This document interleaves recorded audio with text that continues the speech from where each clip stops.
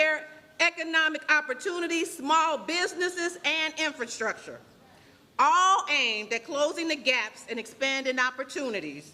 He's governed with compassion, courage, and a commitment to equality.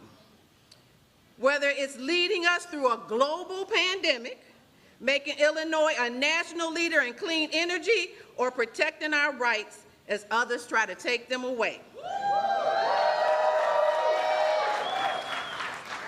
RJB has shown up, stood strong for the people of this state, especially for communities that have been overlooked so many years in Springfield. So it's only right that we return where it began, and it's all only that we keep on moving Illinois forward with a leader who puts people first.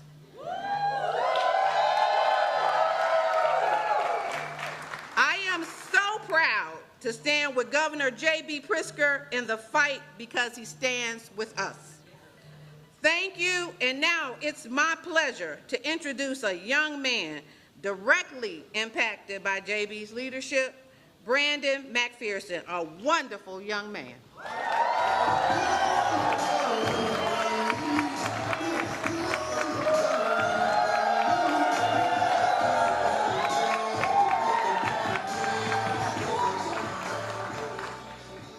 Let us extend our appreciation once more for Alderman Michelle Harris.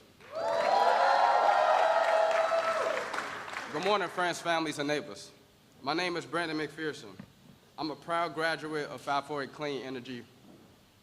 On behalf of 548, I express sincere appreciation for this transformative program and extend our gratitude to J.B. Pritzker for his dedication and contributions.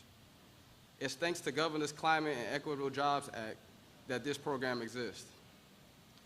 Growing up on the east side of Chicago, I was exposed to gangs violence and experienced the loss of friends that did not have the benefit of the traditional upbringing.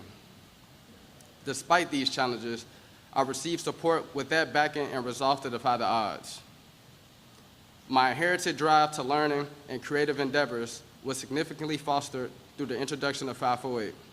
Facilitated by Chicago Jesuit Academy, this experience marked a pivotal turning point in my development. Through strategic networking, I have cultivated relationships with individuals who have contributed to my knowledge base and solidified my aspirations of becoming a successful young professional in the Chi. As a solar technician for Knoblesdorf, I am managing multiple projects across the various regions. I am currently in my second year of electrical apprentice, and I am proud to say I have earned 13 certifications.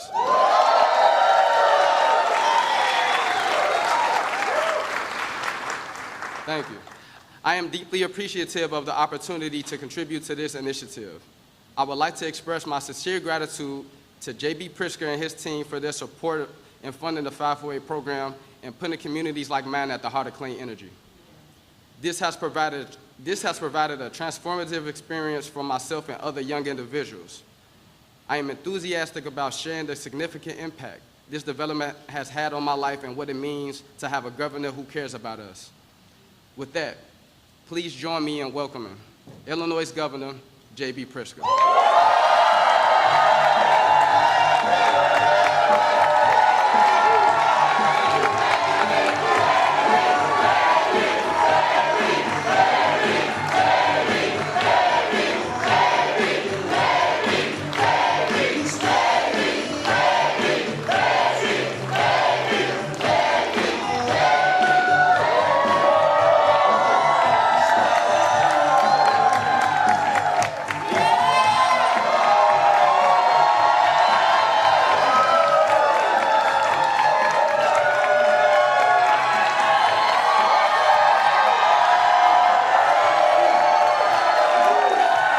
Well, good morning, Illinois!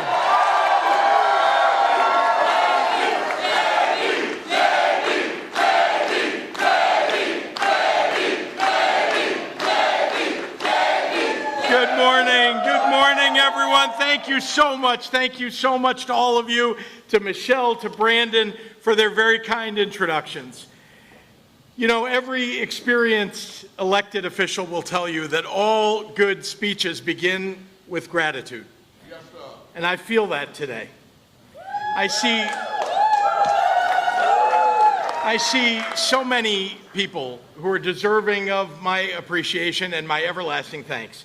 And I see supporters and staff who have been with me since the very first day of my very first campaign for governor.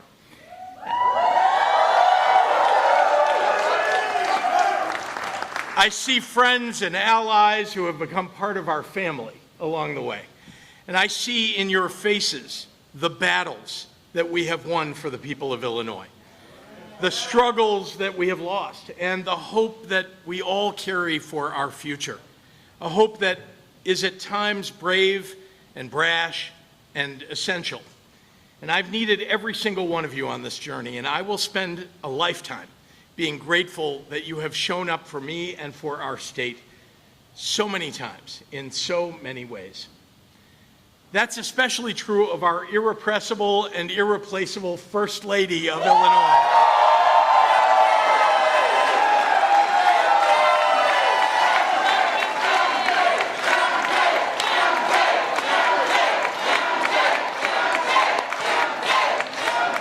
From the moment that I met her 37 years ago,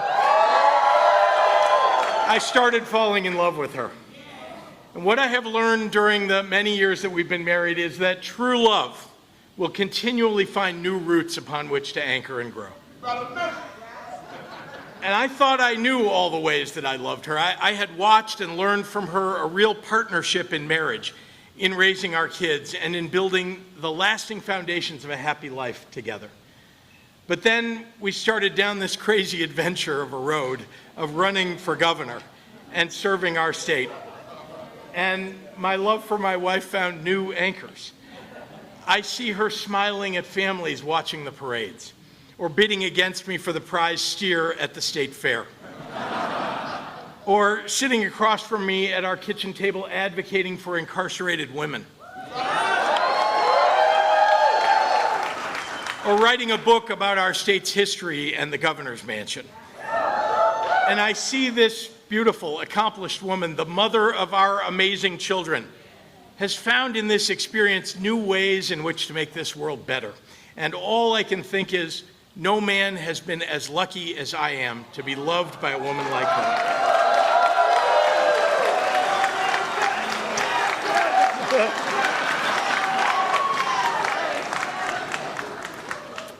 There's no greater expression of our love than our two children, Teddy and Donnie. Being the children of a sitting governor is not an easy task.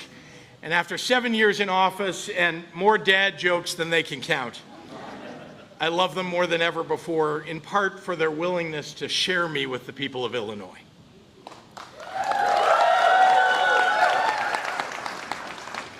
All great journeys begin with a small set of risky steps, and then a leap into something much bigger than yourself, with hope that the weight of your expectations and the magnitude of your obligations together become the fuel that lifts a rocket and not ballast that sinks a boat.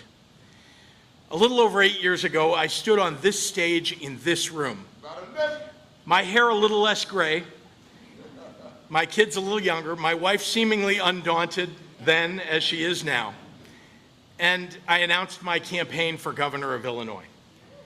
And when I picked Grand Crossing as the site of my kickoff event in 2017, there were a few in the press that noted that this is a location of a famous train wreck.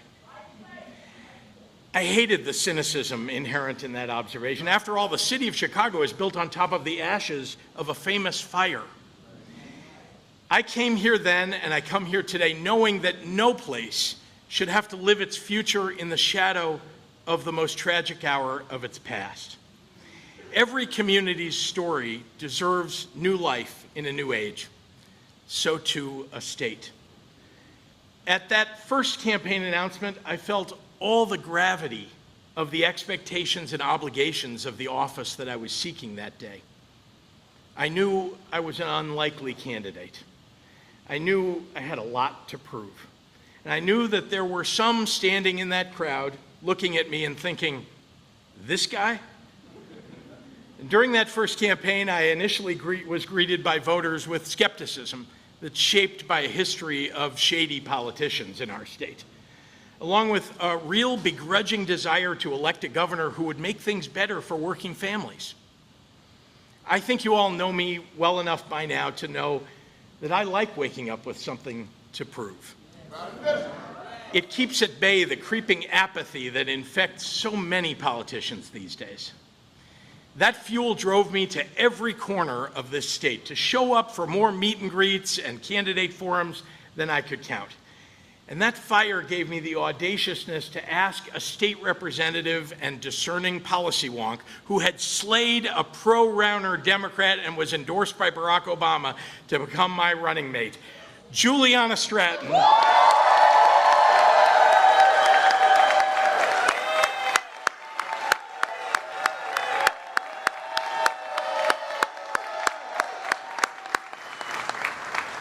Juliana Stratton is a fighter for children and working families and is now the first black lieutenant governor of the state of Illinois.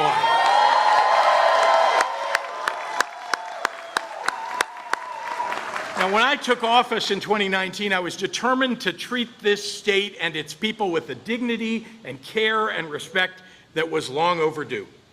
And as governor, I wanted to prove to people that our problems are solvable, our people are applaudable, and our accomplishments were laudable.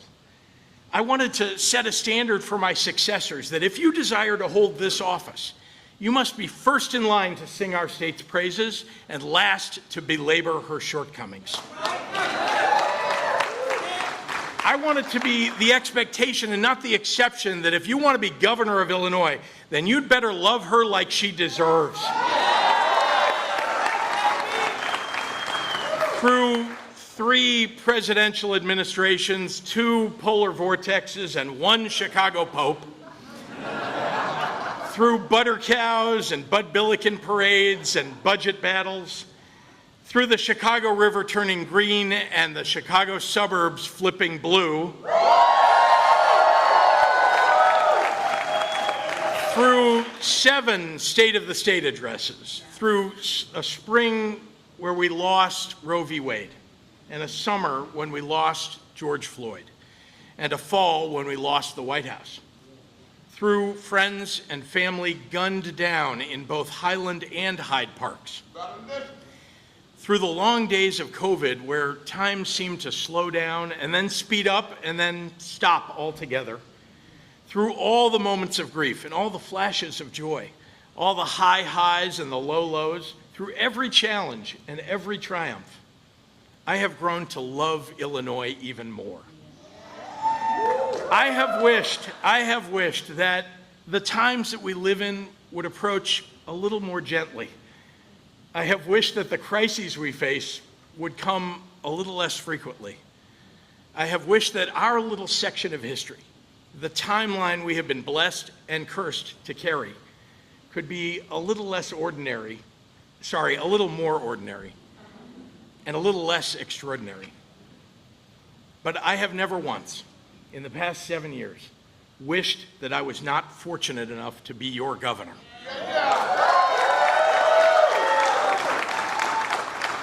And when the burden of responsibility has felt heavy, well, then I remind myself that tremendous pressure can shape beautiful things. When I took this stage in 2017, Illinois had gone 2 years without a budget. Our credit rating was in the tank, our citizens were in the dumps, and our checkbook was in arrears.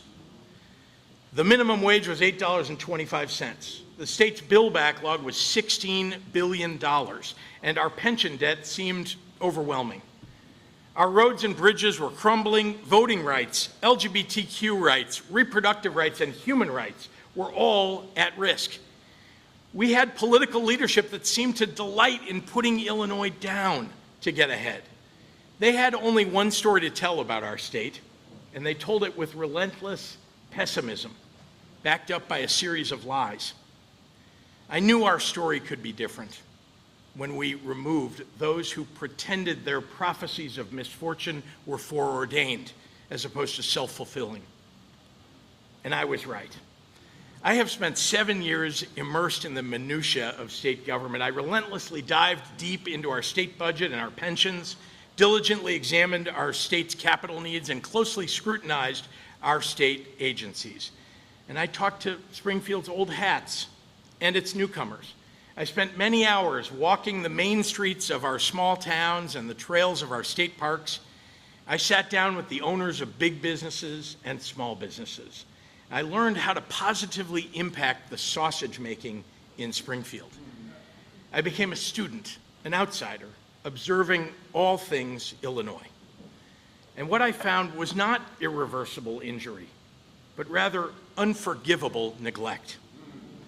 The good news is neglect can be fixed. We proved it. We took 2 years of no state budget and transformed it into 7 years of balanced ones.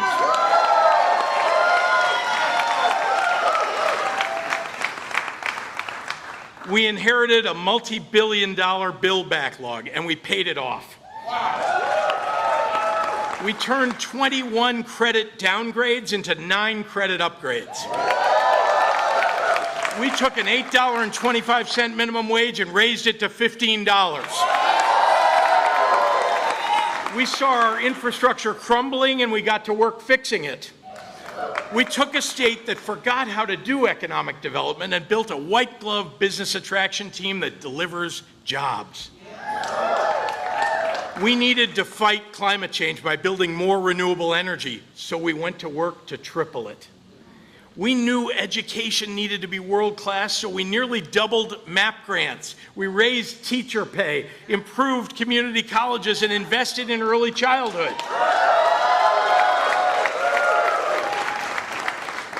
We saw health insurance companies and pharmacy benefit managers taking advantage of Illinoisans, so we became champions for healthcare reform and reduced prescription drug prices. We needed to protect reproductive rights, and LGBTQ rights, and labor rights, and voting rights, so we accomplished all of that. We needed to right old wrongs, so we legalized and decriminalized marijuana. We needed to fight violent crime, so we hired more police and invested in violence prevention. We needed to ban assault weapons. So you know what we did? We banned assault weapons. We needed to rewrite our story. So we did. We became something new, even while we honored what was old. We reminded everyone that wonderful things have grown in the ruins of train crashes and great fires, that significant wreckage can often spawn significant reinvention. Our quantum campus rises where U.S. Steel once fell. Rivian is expanding where Mitsubishi once closed. The Thompson Center is now home to Google. The seeds of success have taken root. When I was first elected, I told you that I was prepared to be a happy warrior on behalf of our state, even if it meant going it alone. I suited up to face the carnival barkers and the misery spelunkers and doom grifters. I handed out optimism like a shot of Malort, as a swift jolt to the heart. But it turns out that Illinoisans of all shapes, races, sizes, backgrounds, sports allegiances, professions, and political persuasions were ready to be happy warriors too. Sometime over the last 7 years, I looked up and realized I was surrounded by an army. There is power in saying out loud, the story of Illinois is not set in stone. We can rewrite it when we choose. And we should justifiably feel proud of who we are, where we come from, and where we are trying to go. I ran for governor in 2018 to change our story. I ran for governor in 2022 to keep telling our story. And I am running for governor in 2026 to protect our story.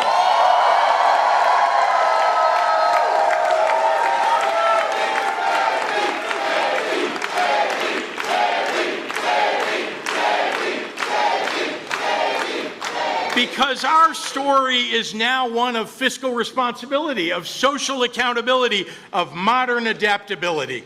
Our story values love over hate, courage over fear, kindness over cruelty. Our story doesn't have a cult telling us what to believe, or sycophants telling us what to say, or a king telling us what to do. Let me be clear. There's no mission accomplished banner to stand under today. Yes, we have addressed so many of our old problems, but new ones always arise. History is an endless relay race. Our job is not to look for the finish line, but to protect the baton as we run our assigned leg. But we have work to do. I have work to do. We laid a fresh foundation down over an old crumbling house, and now we must build a new and stronger structure, because earthquakes are coming. Our nation sits on the precipice of an economy that will be reshaped over the next few years by the innovations of artificial intelligence. And while there will be many ways in which AI makes us better and healthier and more efficient as a society, it will also require us to reform our education system to meet the future of work.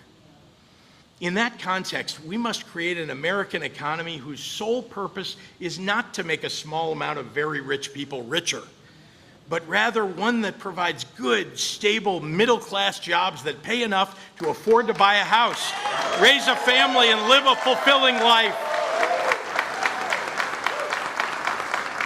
We must reckon with the fact that everything is too damned expensive. From groceries to concert tickets to mortgages to cars to healthcare, we have created a world where one job isn't enough to raise kids, one salary not enough to own a home, and one lifetime of work not enough to earn retirement. And the answer does not lie in tariffs that tax our workers, budgets that gut Medicaid, and Doge bros that strip research funding from our universities. Instead, the answer starts with growing Illinois' economy, with relentlessly pursuing the industries and jobs of the future. We must continue the work started by my administration to attract and grow businesses here. That takes continual investment in world-class airports and railroads, in our bridges, in our river ports, peerless institutions of higher learning, protected fresh water, abundant clean energy, well-designed urban landscapes, and nutrient-rich rural farmland. But nothing at all is more important to grow our economy than the quality of our people. And we must protect that, because we have a workforce that is second to none.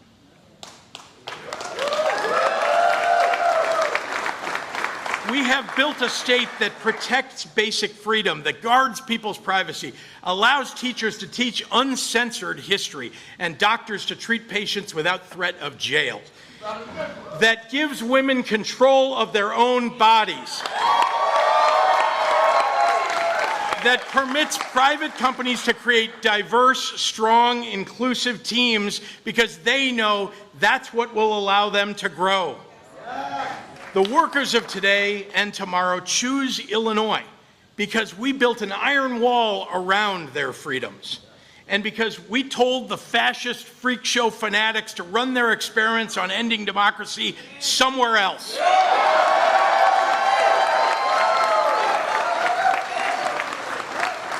We must reckon with the fact that we have a broken healthcare system in this country. And despite universal recognition of the abuses of insurance companies and pharmacy benefit managers, we're not doing enough to curb their malpractice. Republicans have attacked healthcare for so long that sometimes Democrats forget that we were once the champions of healthcare reform. We let Republican talking points and insurance money creep into our policymaking, and the public has suffered as a result. So last year in Illinois, we prohibited prior authorization for mental health care and banned junk insurance plans that cheat consumers. And this year, we reined in pharmacy benefit managers so we could lower prescription drug prices. And we put a plan in place to provide to ordinary Illinoisans a cure for sickle cell anemia that previously was available only to the ultra-wealthy. But there is so much more to do. How about allowing doctors and patients to make their treatment decisions free from interference from insurance executives? Or making mental health care as accessible as physical health care? Or making available to everyday Illinoisans the next round of groundbreaking new cures of everything from cancer to diabetes to Alzheimer's. To the lobbyists for the insurance industry and nursing homes and pharma companies, money can't buy you love in my administration. Come to the table with ways to fairly and more affordably serve your customers' needs, or be forced to do so. And I will not get tired of this fight. I will be relentless because our families can't take it anymore. Illinois, we have made big progress over the last 7 years, but we have big challenges ahead. And while it is certainly tempting to lay all of it at the feet of the megalomaniac narcissist in the White House and his malignant clown car in Congress, the hard truth is that we all share some of the blame. For too long, politicians have chosen what is safe over what is bold. It's time to take our cues from the young people, showing up and shouting out that you can't abandon the fight before you even get started.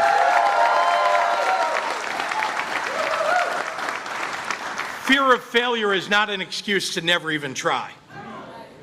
We have remained tethered to past policy accomplishments and weighed down by past policy failures. We are too unwilling to embrace the vision and drive and energy of new leaders when our old ones refuse to adapt. Change must and will come. But our morals, our values, ought never be as thin as the paper on which we print our polls. If you stood up for diversity, equity, and inclusion when it was easy, then you'd better be standing up for it now when it's hard.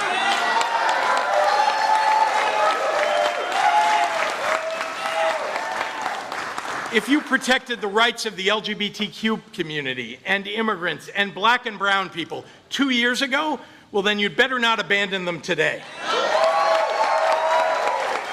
Because let me tell you something. Of all the unbecoming qualities that Americans hate in their politicians, they hate cowardice the most. I'd rather lose standing up for what I believe in than win by selling out those who believed in me.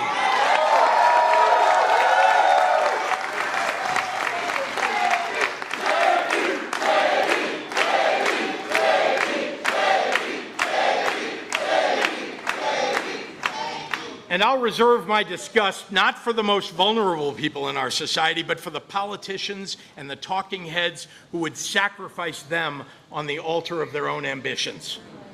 Frankly, this country was better off when we evaluated politicians based on the quality of their governing rather than the quality of their tweets.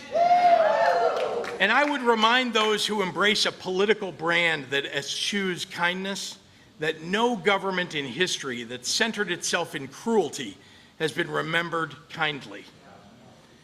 Who I am and what I stand for is not a bit. I don't really care what the DC dinner circuit thinks about my unabashed defense of democracy and courage and kindness. My convictions were forged right here with you, and they stand in service to Illinoisans. This state and its people helped shape this country. And the last time we faced an existential threat to our nation, it was a son of Illinois who kept us together. What an honor. I mean, what a privilege it has been to hold a job where my highest obligation, my greatest responsibility, is to love this place I call home. There are no greener pastures than those of the Prairie State. There are no greater people than those of the land of Lincoln. No greater fight than the one to protect the working families here. I've often ended my speeches with one impassioned question. You've heard it before. One plea to the soul of our state.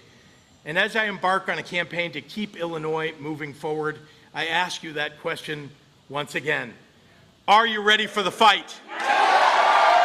Illinois, are you ready for the fight? God bless our country, God bless our troops in perilous times, and God bless the great state of Illinois.